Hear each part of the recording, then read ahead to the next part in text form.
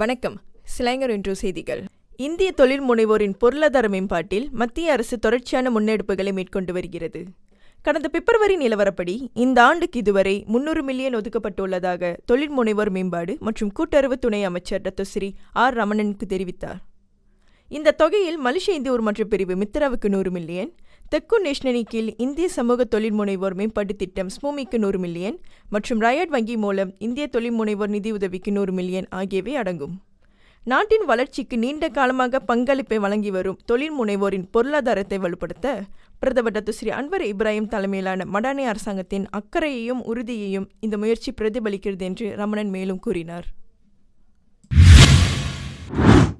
தமிழ் பள்ளிகள் எதிர்நோக்கி வரும் நீண்ட நாள் சவால்களுக்கு தீர்வு காண தாம் தீவிர கவனம் செலுத்தி வருவதாக இலக்கவியல் அமைச்சர் கோபிந்த் சிங் தெரிவித்துள்ளார்.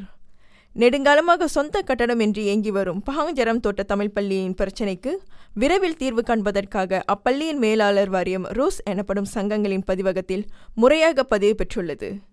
இலக்கவியல் அமைச்சில் கல்வி அமைச்சின் ஒத்துழைப்போடு செயல்பட்டதன் வழி பதிவு இலக்காவில் பள்ளி மேலாளர் வாரியம் முறையாக பதிவு பெற்றிருப்பதாக கோபிந்த் சிங் தெரிவித்துள்ளார். கல்வி அமைச்சர் ஃபட்லீனா சிடேக்குடன் தமிழ் பள்ளிகளின் விவகாரம் குறித்து கலந்துரையாட சிறப்பு கூட்டம் ஒன்று ஏற்பாடு செய்யப்பட்டதாகவும் அதில் ஜரம் தோட்ட தமிழ் பள்ளி எதிர்நோக்கி வரும் சவால்களை பற்றி விவாதிக்கப்பட்டதாகவும் அவர் தெரிவித்தார். பினாங்கு சுங்காய் பக்காப் தமிழ் பள்ளி மற்றும் கெடா கத்துமா தோட்ட தமிழ் பள்ளியும் நீண்ட காலமாக பல சவால்களை எதிர்நோக்கி வருகின்றன. கல்வி அமைச்சரின் ஒத்துழைப்போடு அரசு சார்பற்ற இயக்கங்களின் முயற்சியோடும் இப்பள்ளிகளின் விவகாரத்திற்கு நல்ல தீர்வு எட்டும் என்று கோபிந்த் சிங் நம்பிக்கை தெரிவித்தார்.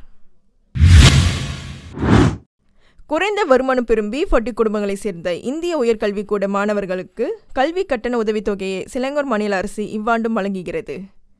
ஒரு மாணவருக்கு ஒரு முறை மட்டும் வழங்கப்படும் இந்த நிதி உதவியை பெறுவதற்கு மார்ச் 3ஆம் தேதி தொடங்கி 14ஆம் தேதிக்குள் விண்ணப்பிக்கும்படி அரசாங்க மற்றும் தனியார் உயர்கல்விக்கூடங்களில் பயிலும் இந்திய மாணவர்கள் கேட்டுக்கொள்ளப்படுகிறார்கள். இந்த நிதியுதவி திட்டத்திற்கு விண்ணப்பிக்கும் மாணவர்கள் சிலங்கூரில் பிறந்தவர்களாக அல்லது 10 ஆண்டுகளுக்கு மேல் இம்மாநிலத்தில் வசிப்பவர்களாக இருக்க வேண்டும். மாத குடும்ப வருமானம் 3000 வெள்ளிக்கும் குறைவாக உள்ள குடும்பங்களைச் சேர்ந்த மாணவர்கள் இந்நிதிக்கு விண்ணப்பம் செய்யலாம். இளங்கலை பட்டப்படிப்பை மேற்கொள்ளும் மாணவர்களுக்கு அதிகபட்சம் 3000 வெள்ளியும், டிப்ளமா கல்வியை மேற்கொள்ளும் மாணவர்களுக்கு அதிகபட்சம் 2000 வெள்ளியும் இத்திட்டத்தின் கீழ் வழங்கப்படும். விண்ணப்ப பாரங்களை கொடுக்கப்பட்ட இணையதளம் வாயிலாக பதிவிறக்கம் செய்யலாம். கூடுதல் தகவல்களுக்கு 03 55 44 73 07 என்ற எண்ணை தொடர்பு கொள்ளவும்.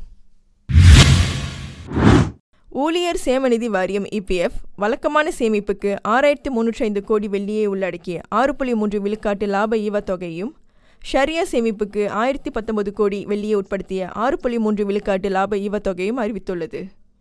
இதன் மூலம் 2024ஆம் ஆண்டிற்கான மொத்த பகிர்வு தொகையின் மதிப்பு 7324 கோடி வெள்ளியாக உயர்ந்துள்ளதாக EPF தலைமை நிர்வாக அதிகாரி ஹமாட் சுல்கைனே ஹான் தெரிவித்துள்ளார்.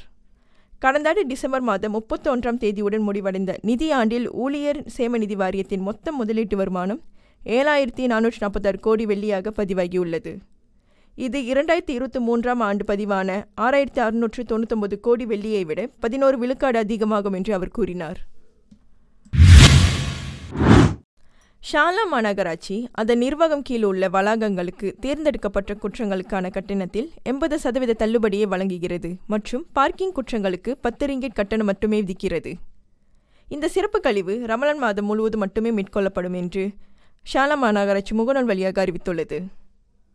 MBSA Wisma central counter, MBSA drive through counter, MBSA கிளை அலுவலகங்கள் மற்றும் மை MBSA வலைத்தளம் மூலம் அபராதங்களை சரிபார்த்து செலுத்தலாம். மேலும் ஷாலாம் ஆன்வில் மொபைல் கவுண்டரில் ஒவ்வொரு சனிக்கிழமையும் காலை 11 மணி முதல் மாலை 4 மணி வரை பொதுமக்கள் அபராதங்களை செலுத்தலாம் என தெரிவிக்கப்பட்டது.